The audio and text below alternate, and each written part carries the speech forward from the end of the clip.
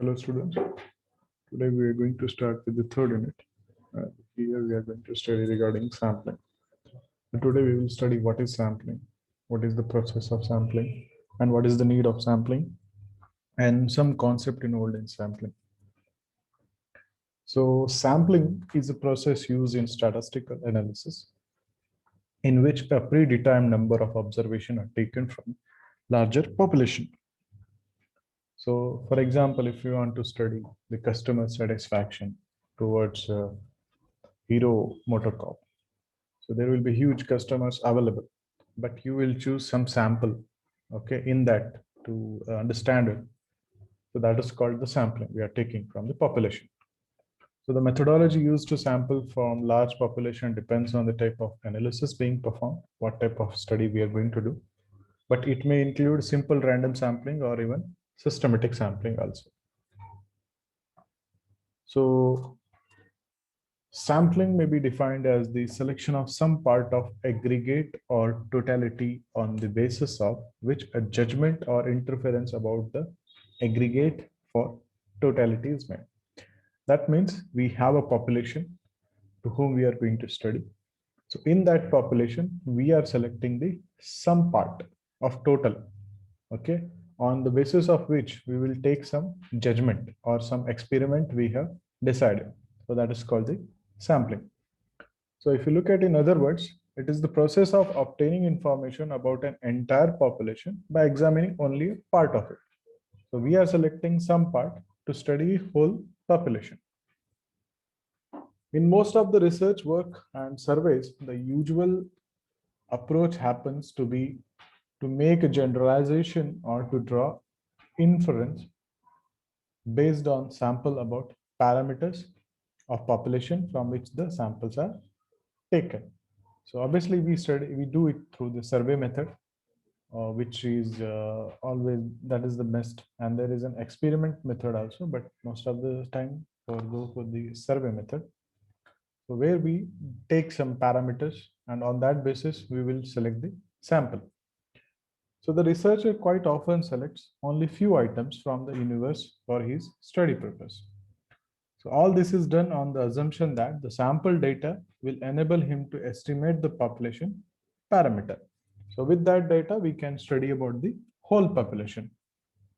For example, if I say the study on employability skills of MBA students. So there are huge college, huge students are available. But I will do pick some samples out of those population and I will do the survey. The items so selected constitute what is technically called a sample to whoever we are selecting. So their selection process or technique is called sample design. Okay, we are selecting people or the percentage of sample, and how we are going to do that, that is called the sample design. And the survey conducted on the basis of sample is described as a sample survey. So one is the sample, okay, the selected item, and what process or techniques we are using, that is called sample design. And the survey conducted, okay, the survey conducted basis of sample, that is called the sample survey. Sample should be truly representative of population characteristic without any bias so that it may result in valid and reliable conclusion. So there should not be any bias when we are doing some survey. We should not skip the people, and it should not be like we will do here one place only and we will leave other, so that will not give you the exact result. So this is how the sampling works. So the whole population, and we will select the some sample out of that population. So data under the investigation is very large, difficult to investigate, but we will take some sample out of it, and that sample is a part of the population. Now, why there is a need for sampling? So sampling is used in practice for a variety of reasons. Okay, so first is sampling can save time and money. Okay, a sample study is usually less expensive than the census study and procedures results at a relatively faster speed. So first of all, if you want to study whole population, you have to spend huge time and there is a huge money involved in it, which is not easy possible. So second is sampling may be enable more accurate measurement for a sample studies generally conducted by trained and experienced investigator. So this is again the matter a lot. Who is collecting the sample? Whether he is trained and whether he is experienced. So you will get the accurate data. Sampling remains the only way when population contains infinitely many members. Okay, so infinite means there are huge population is available. So doing that is not possible. Then we will go for the sampling. Sampling remains the only choice when a test involves the destruction of the item under the study. Okay. And fifth is sampling usually enables to estimate the sampling errors and thus assist in obtaining information concerning some characteristics of the population that can be obtained through the survey. So these are the need for the sampling. Now, what are the steps involved in sampling? First, identify and define target population. Okay, first you should know whom you are going to study and you have to define the target population. Second step, you have to select the sampling frame which you are going to design. Then choose sampling methods, which method you are going for the sampling. Then sample size, and then comes the collect the required data. So in the first stage, in sampling process is to clearly define the target population whom we are going to study. So to carry out opinion polls, polling agency consider example like election results. So only the people who are above 18 years of age and are eligible to vote in the population.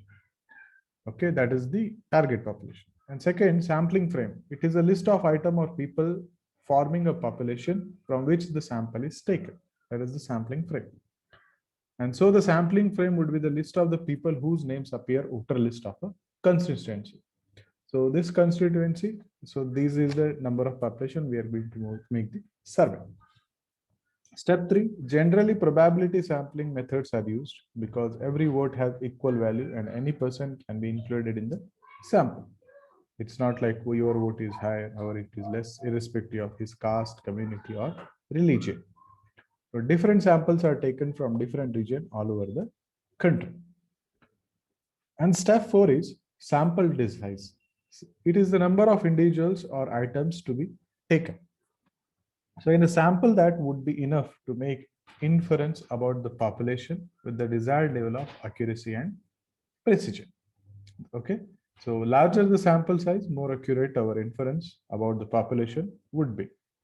So how much you will choose more, that much accurate answers you will get. But depends on the sample technique. For the polls, agencies try to get as many people as possible of diverse backgrounds to be included in the sample.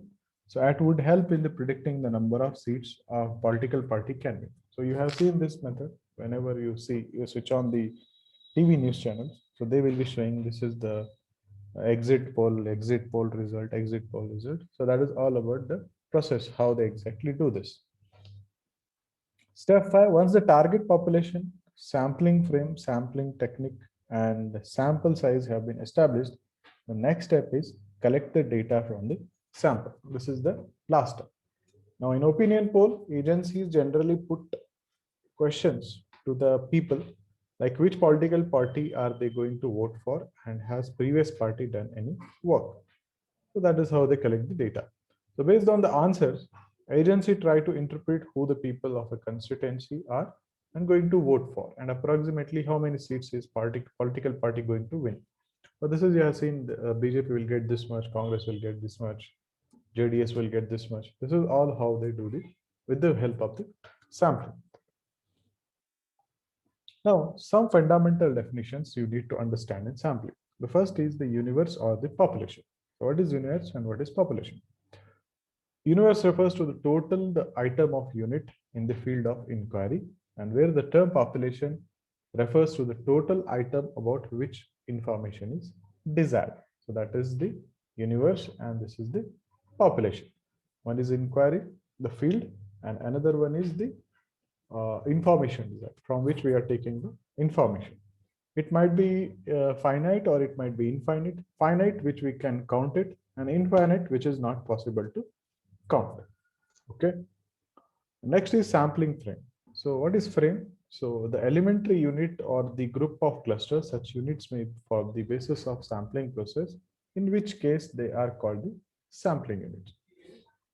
So a list of containing all such sampling units is known as the sampling frame. So we are making units in the population or universe, and in that, all adding all the units, that will become the our sampling frame. So the sampling frame consists of list of items from which the sample is to be drawn. Next is the sampling design. So it is a definite plan and how we are going to obtain the sample, okay, frame. So it refers to techniques or the procedure the researcher would adopt in selecting some sampling units from which inference about the population is drawn. So this is the techniques we are using. There are formulas and the process we are going through. So that is called as a sampling design. Sampling design is determined before any data are collected. So various sampling designs have already been explained earlier in the book. That is, we have seen it. And we will see the further also. Next is statistics and parameters. A statistic is a characteristics of a sample, whereas a parameter, okay, listen carefully here. A statistic is a characteristic of a sample which we are going to study. And whereas parameter is the characteristics of the whole population. Okay. So one is samples characteristics and another is the population characteristic. So when we work over certain measures such as mean, median, mode, or the like ones from samples, they are called the statistic. For they describe the characteristic of a sample. But when such measures describe the characteristics of a population, they are known as the parameter. So for instance, the population mean bug is a parameter, whereas the sample mean is the statistic. So to obtain the estimate of a parameter from statistic constitutes the prime objective of any sampling analysis. So statistic is the characteristic of the sample, and parameter is the characteristic of the whole population which we are going to study. Sample error. So every survey has error because we are going to make it for the certain people. So it's do imply the study of small portion of the population, and as such, there would be naturally be certain amount of inaccuracy. So in the information collected. So this inaccuracy may be termed as sampling error or error variance. Precision, it is the range within the which population average will lie in accordance with the reliability specified in the confidence level, such as percentage of the estimate plus or minus or as a numerical quantity. So that is all about the precision. It's all about the range. Okay. So it is our plus or minus on which we can rely. Okay. That is the reliability and the confidence level which we decide. We have seen this on hypothesis calculation also. Next comes the important one is the confidence level and the significance level. So this you have already studied in calculation of hypothesis. So the confidence level or reliability is the expected percentage of time that actual value will fall within the stated precision limit. Okay, the precision which we have decided either plus or minus. So if you are taking the confidence level is 95%. So out of 100, 95 are the chances. And for one, there are 9.95 is the chance. So this results represent the true condition of the population within a specified precision range against 5 chances of in 100. So that is the 5 we are leaving. So 0.05 in 1. So that it does not. So precision is the range in within which the answer may vary and still be acceptable. The confidence level indicates the likelihood that the answers will fall within that range. And the significance level indicates the likelihood that the answers will fall outside the range. So you have done this calculation and you know it better. We can always remember that if the confidence level is 95%, then the significance level will be 100 to 95. So that is 5% if the confidence level is 99%. So why we can choose 95 also, we can choose even 99% also. So the significance level is 0 to 99. That is 1% and so on. So we should also remember that area of normal curve within precision limits for the specified confidence level constitute the acceptance region and the area of the curve outside these limits in either direction constitutes the rejection region. So this is all regarding the some concepts in the sampling. So next comes the sample distribution. So sampling distribution. So we are often concerned with sampling distribution in sampling analysis. So if you take certain number of samples and for each sample compute various statistical measures, so we can go for the mean, we can go for standard deviation, we can go for covariance, variance. So then we can find that each sample may give its own value for the statistic under the consideration. So we take all these values, okay, with the particular statistic. For example, if you're taking mean, so together with their relative frequency will constitute the sampling distribution of particular statistic, say mean.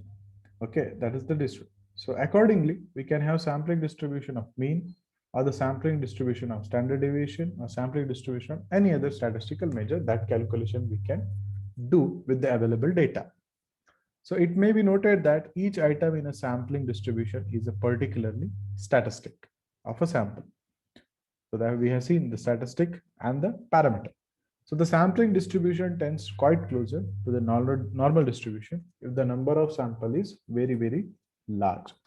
If you are taking more number, then the result will be very near. So the significance of sampling distribution follows from the fact that the mean of a sampling distribution is the same as the mean of the universe. So we are considering because we are taking the sample size from the particular universe. So thus the mean of the sampling distribution can be taken as the mean of the universe also.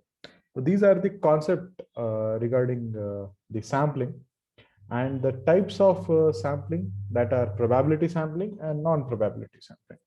In probability, we will study simple random, systematic, stratified cluster. Excuse me. And in non-probability sampling, we study convenience sampling, quota sampling, judgmental sampling, and snowball sampling. We will see this in our future classes from Monday onwards. We'll start regarding this. This is regarding the basic of sampling.